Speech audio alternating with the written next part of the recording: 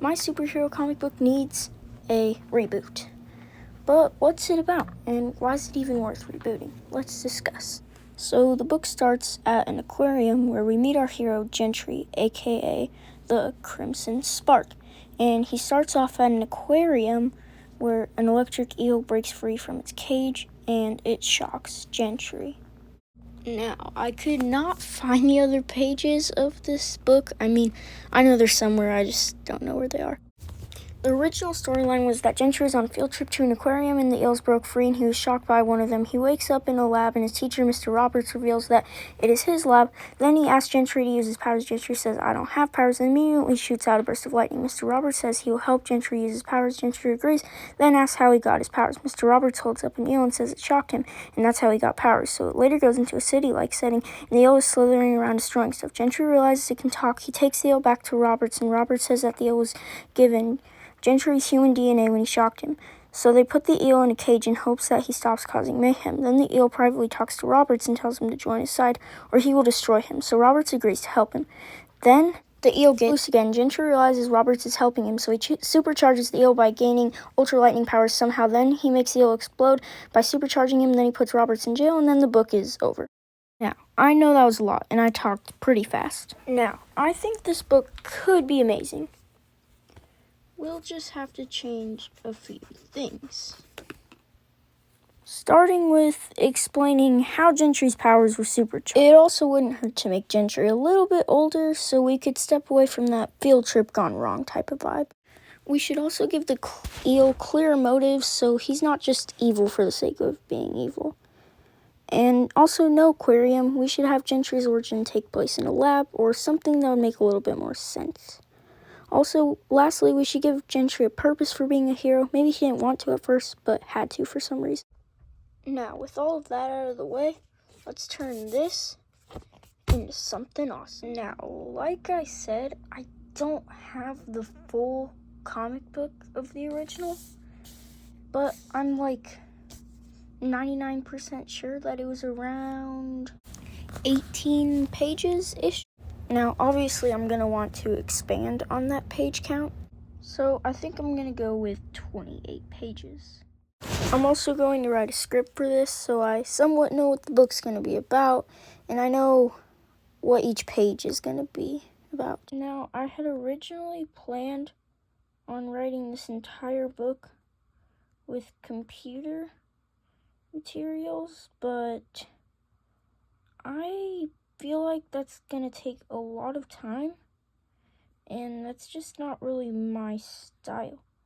I kind of want to move away from the usual computer effects for comic books, so I think I'm just gonna write it on paper.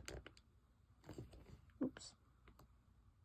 Now with the script and page count in mind, I think I'm gonna start working on the actual book now. As you can see, I've already started most of it, so should be fun. I plan on making this entire book black and white, but if I can get enough subscribers and comments that say otherwise, then I might add some color later on. So the actual book starts with a close-up of a scientist telling Dr. Roberts, I changed his name instead of Mr. Roberts because we're not at the school setting anymore. So that's already been changed. So Dr. Roberts has been told that his eel experiments are dangerous. So, as you can see, Dr. Roberts just says to hire an electrician, get that problem fixed. So they hire Gentry. Gentry goes into the lab a little bit freaked out because, well, it's dark. The eels caused a power outage. Of course he'd be scared. Plus, there's that skeleton right there. And as he's fixing the wires, the eels start to break free, and yeah, that's where that happens at. So you can already see that in this book, Gentry's a little bit older. He's not that high school age anymore. He has a job, and yeah, some facial hair too. So that was another thing I changed. The next part shows him getting zapped by the eel while he's in the water. He wakes up to find himself at the hospital. at the hospital. Not sure if that part got cut out. He's at the hospital though. He gets scared and he accidentally shocks the nurse. So he runs away from the hospital and goes to his house. So obviously people are gonna think he's missing, and it's on the news that the nurse got knocked out and Gentry is presumed dead because, well, he left the hospital without telling anyone.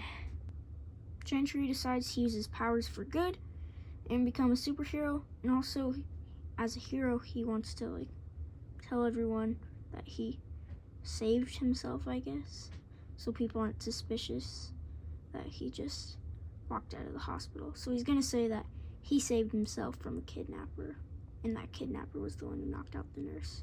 So he busts his own funeral. Then the eel comes along and starts ruining things.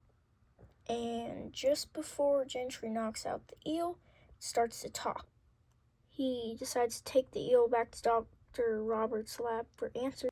Dr. Roberts explains that the eel entered Gentry's bloodstream when he shocked him, so that's why the eel could talk, and that's how Gentry got his powers. He also reveals that the eel's test made it radioactive, so the eel can like grow bigger in like small periods of time.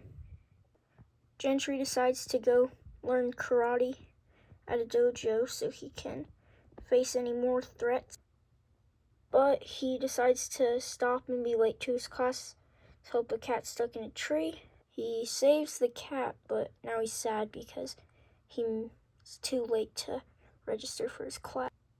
But the girl who had the cat stuck in the tree reveals that her dad owns that place, so she can get him in, even though he's late. The eel tries to get Dr. Roberts on his side. Then the next chapter begins where Gentry tries to learn karate. Then the eel breaks in. Dr. Roberts reveals that he let the eel out of his cage and that he's siding with the eel. So Gentry feels very betrayed. Then he gets knocked out. He wakes up tied to a chair and he's on top of a skyscraper. And then the eel actually reveals his motives this time. He thinks since he was put in dangerous tests, he doesn't think humanity should live. He thinks all humans are bad. So he knocks Gentry off the skyscraper. Gentry pretty much falls down and he lands in the water. And then the eel says that, like, he explains to Roberts that he's gonna betray him because, well, I mean, Roberts, to be fair, he was the one who put him in all those tests, so he thinks Roberts deserves to not live more than anyone. So he eats him. Then, this time, it's actually revealed that the lake water supercharged him because, well, he gained eel abilities, and eels swim in water. So in this comic, that's actually revealed how he got supercharged. Long story short, the people help out Gentry, and Gentry supercharges the eel and blows him up.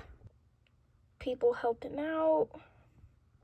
Gentry's brother wants Gentry to confirm that, like, he's actually alive because he told him that at the funeral, but he wasn't sure.